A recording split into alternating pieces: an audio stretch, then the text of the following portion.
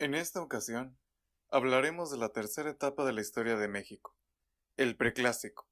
La fecha más aceptada para el inicio del Preclásico se ha situado en el 2500 a.C., para cuando el estilo de vida sedentario y la práctica de la cerámica se generalizaron a lo largo de Mesoamérica.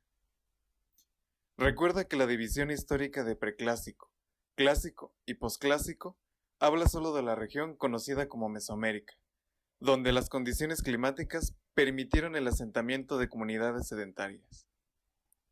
En el norte, pues, digamos que no había mucho para la época. Hasta cierto punto se puede decir que la etapa lítica se extendió en Aridomérica incluso hasta después de la llegada de los españoles. Por la gran cantidad de cambios que hubo en el Preclásico, se le ha subdividido en tres épocas: el Preclásico temprano, el Preclásico medio y el Preclásico tardío. Preclásico temprano. Esta época también es conocida como Preclásico aldeano porque se estima que el 90% de los asentamientos eran aldeas. La agricultura y la cerámica fueron los dos grandes pilares con los que se inició el desarrollo de las grandes culturas prehispánicas. Los productos más sembrados eran el maíz, el aguacate, los frijoles, la calabaza, el chile y el tomate. La cerámica tenía fines meramente utilitarios como guardar alimentos y agua. En las aldeas no vivían más de 50-70 habitantes repartidos en un grupo de casas alrededor de un patio. La población restante vivía en villas que lograron tener más de 1000 habitantes y se sabe mantenían un importante comercio entre ellas. Preclásico medio. En estos años se dio el paso definitivo de las sociedades igualitarias del Lítico hacia unas con una marcada estratificación. Había una élite gobernante y guerrera que dominaba una minoría trabajadora.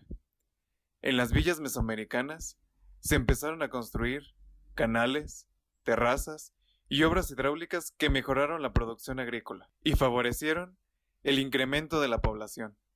En el Preclásico medio surgió la primera gran cultura mesoamericana, la olmeca.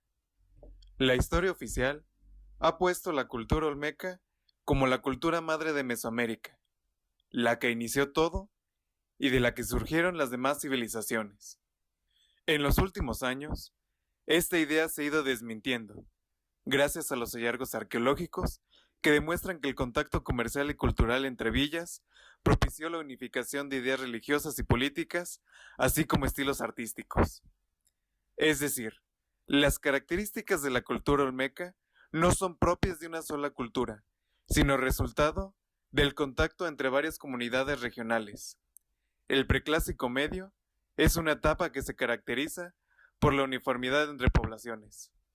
Algunos de los rasgos asociados con los olmecas son uso de grandes mesas de piedra o mampostería, empleadas como tronos o como altares, el empleo de piedras verdes, especialmente la jadeíta para hacer representaciones, la representación continua del jaguar en diferentes aspectos, el uso de la lengua mixtezoque y los estudios calendáricos de increíble precisión.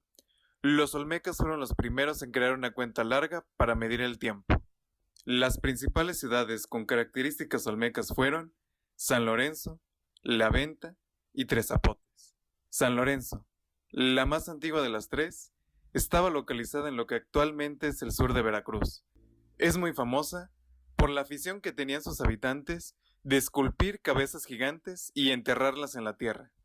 Se desconoce a ciencia cierta la finalidad para la que fueron creadas. Una de las teorías es que representaban a los gobernantes de la ciudad y que fueron esculpidas con los restos de los tronos que usaron en vida.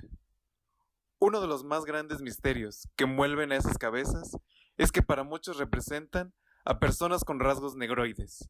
De ser cierto, ¿cómo es que llegaron hasta acá personas de origen africano?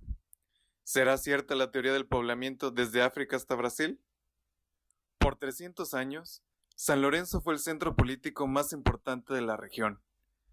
Para el 900 a.C., fue abandonada abruptamente y en los próximos años fueron surgiendo varias pequeñas ciudades por la región, siendo La Venta la que podría considerarse como sucesora directa de San Lorenzo.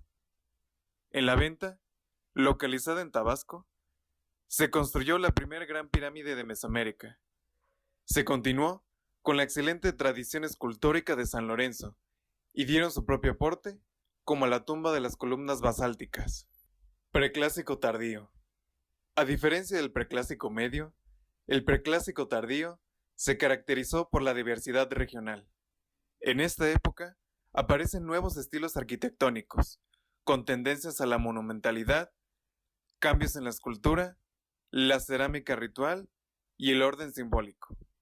En varias regiones hubo un crecimiento demográfico muy importante, que permitió la consolidación de las noblezas regionales que acapararon todas las funciones del gobierno. Para mantenerse en el poder, estas élites debían garantizar un mercado fructífero, triunfar militarmente y organizar el crecimiento urbano.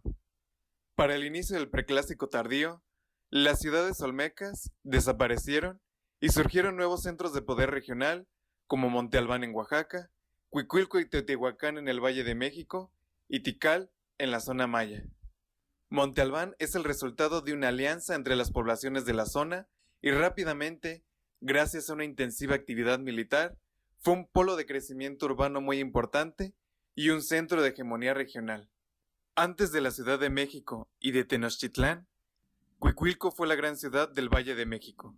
Se desconoce cuál era su magnitud y verdadera importancia en la región, porque la mayor parte de sus restos están cubiertos por una capa de lava provenientes del volcán Xitla. Cuicuilco es la Pompeya de México.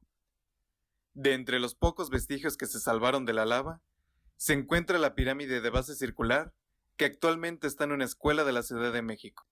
Era la ciudad con el mayor número de complejos religiosos en Mesoamérica durante el preclásico tardío. Al nororiente del Valle de México se encontraba Teotihuacán, una ciudad que en los últimos siglos antes de Cristo llegó a alcanzar una población de hasta 50,000 habitantes. A pesar de ser mucho más grande que Cuicuilco, la Teotihuacán del preclásico, más que una ciudad, era una congregación de aldeas que estaban unidas por el atractivo del comercio de la obsidiana. La obsidiana es un vidrio volcánico producido en la última fase de la erupción de un volcán. Los prehispánicos la utilizaban como herramientas o armas, mientras que actualmente se usa como joyería o decoración. Se cree que tras las sucesivas explosiones volcánicas que destruyeron Cuicuilco, muchos cuicuilquenses, ni siquiera sé cómo se dice, muchos de Cuicuilco se asentaron en Teotihuacán.